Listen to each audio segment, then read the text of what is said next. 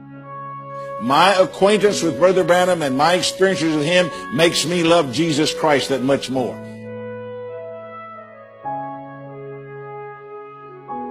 I borrow that statement from a Roman Catholic priest that wrote that in the Jeffersonville Times the week of Brother Branham's funeral. He said, because I knew Bill Branham, I know Jesus Christ better. And that's what should be. When we talk about Brother Branham, it should make us love Jesus Christ more.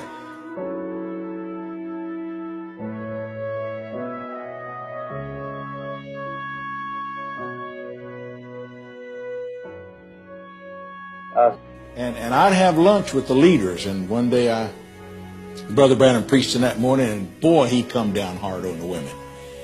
And he said something like this. He said, you've gone as far with God as you're going to go till you get ready to pay a greater price. He said, I don't doubt that God has called you, but he said, until you're willing to pay a greater price, you're not going to go any farther with God. And I was sitting next to Sister, and I could see Sister Juanita Cohen and Sister Shakarian, and they were elbowing each other like this so bad they ought to have been sore in their ribs. And after the service that morning, we went over to the Big Apple right next door to eat, and I happened to eat with that bunch, and the women took out after their husbands. Billy Branham does more harm than he does good. Why, y'all shouldn't even let him preach. He runs people off. He shouldn't even be allowed to do that. Why do y'all let him do that? And I sat there and listened to that bunch, and I got thinking, I said, well, Brother Branham is old-fashioned.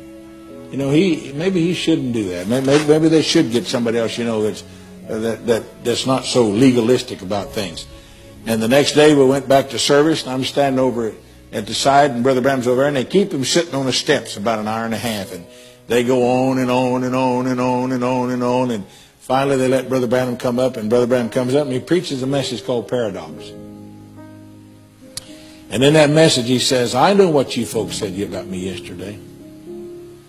You said they shouldn't let me be preaching, that I run more people off than does good. And I'm standing over there and I hear him pray, God, if I'm your prophet, you vindicate this. And I have the thought, man, that's like Elijah on Mount Carmel. And I look and he's red behind the ears. And he starts over on this side of the audience and he starts calling people out. And a bunch of people from Switzerland was there and he couldn't pronounce the name of their streets. And he started spelling it off of their street sign. And I look over here and people start getting up, getting out of the way. He don't want them coming on across there. 2 weeks before he was due in Beaumont, Texas, I made an announcement to my little congregation of about 50 or 60 people. I said, now if you come to church tonight, I want to tell you everything that I know about William Branham so that you'll know how to invite the people to the meeting this week. And so that night they came and everybody was there. And I was about 15 minutes deep and something was going to be about 45 minutes long. And I made this statement. I said, now Brother Branham is the long-windedest preacher you'll ever hear.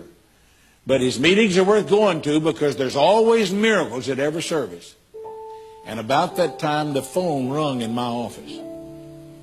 And a young boy that was living with us, Clyde Decker, went in and answered the phone, and he stepped back up on the platform and interrupted me, and he was as white as his white shirt. And he said, Brother Green, he said, this is Brother Branham on the phone.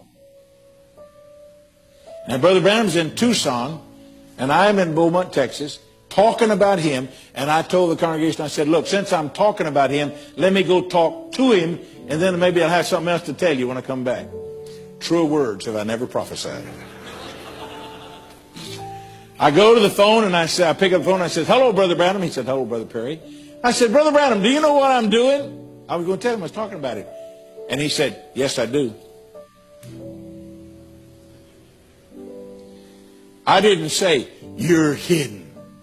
You don't really know. I knew that he knew. And when I got my composure, I said, Brother Branham, am I wrong? He said, Brother Perry, I just called you to tell you to do all that's within your heart. And if you make a mistake, I'll call you. Now that, if you believe it, is a life-changing moment. Because from then until Brother Branham left us, every time my phone rang,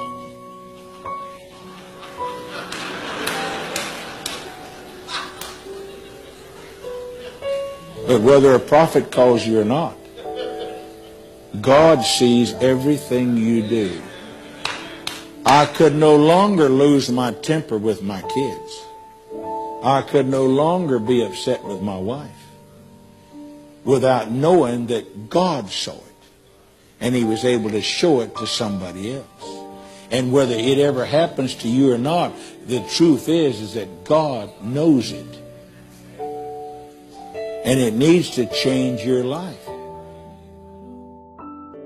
Oh, he's rough on women if they're immoral. But I never met a finer gentleman. Took his hat off, stood up in the presence of a woman, opened the door, let you be first. If there's a door, you went out first. He came last. It was just his, and it's not like some people do, you know, it was just like, you know, they're awkward about it. But with Brother Branham, it was just fluid. It was so much his nature. I'm an expert at getting the bill at the restaurant. And not one time was I ever able to pay the check with Brother Branham. Not once.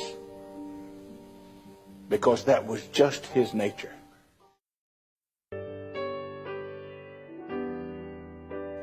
I was thinking, looking back at Brother Fred Stoffman sitting there, and Brother Banks Woods and them the other day up on the Alaskan Highway. I stood here at the church and told you all of an animal that looked like deer horn, 42 inches, and a silver-tipped grizzly bear. I'd never been there before, and how that I was going to get this, and how it would be, and how many would be with it, and how they'd be dressed. You know it, every one of you. Weeks and weeks before it happened. And there, when I moved in there not knowing it, there laid that animal. And I went, and it was impossibility if a hunter would know or be listening to this tape, how you can't walk up in the face of an animal and jump up and run. But he didn't. And there he hangs in my den room. There hangs the silver tip, just exactly the way in a rule laying there, a tape measure to show his exact, and a horn will at least shrink 2 inches.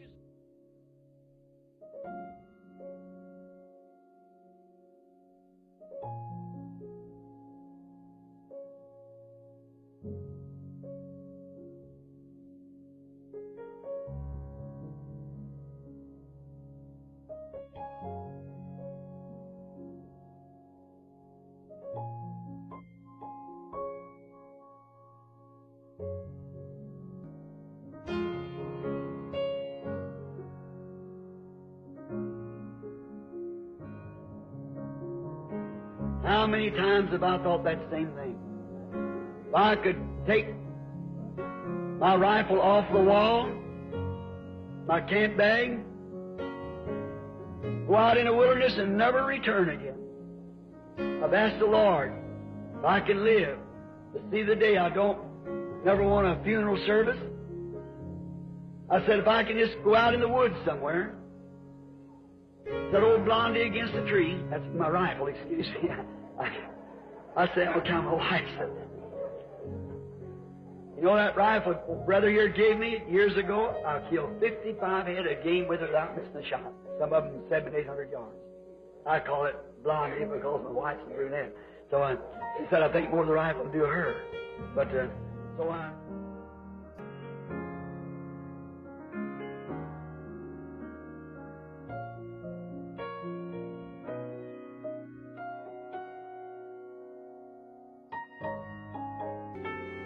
But Brother Branham took this hand and ran it back through the windshield and said, put her hand in mine. And he prayed something like this: Lord, help us in our hour of need. Don't let Mommy die. And Sister Branham came to life.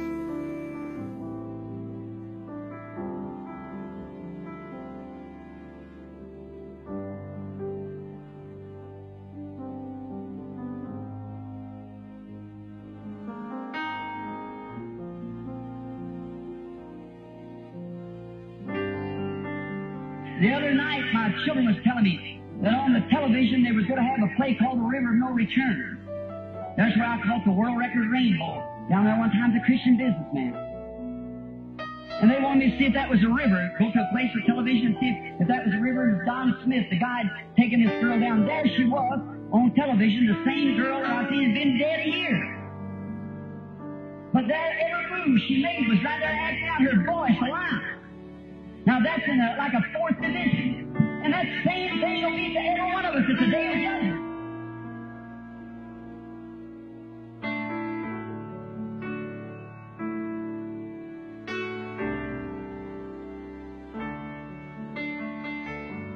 I go in the intensive care unit, and they've just brought Brother Branham out of the operating room. They've got Brother Branham in traction, this arm and his leg, and they've done a tracheotomy on him.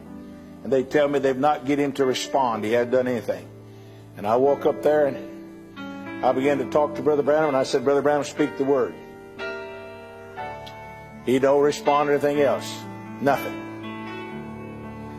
I break down, and I start crying. And I start singing. On the wings of a snow white dove, God sends His pure, sweet love.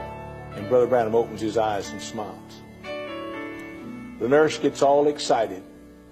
He's awake, he's awake, he's responding.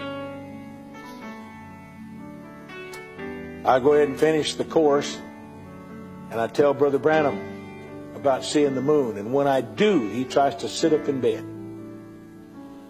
And he shouts something. But instead of it coming out through his vocal cords, it comes out through tracheotomy. I do not know what he was trying to say. That was the last utterance that Brother Branham made, as far as I know. God bless you. Y ahora sí,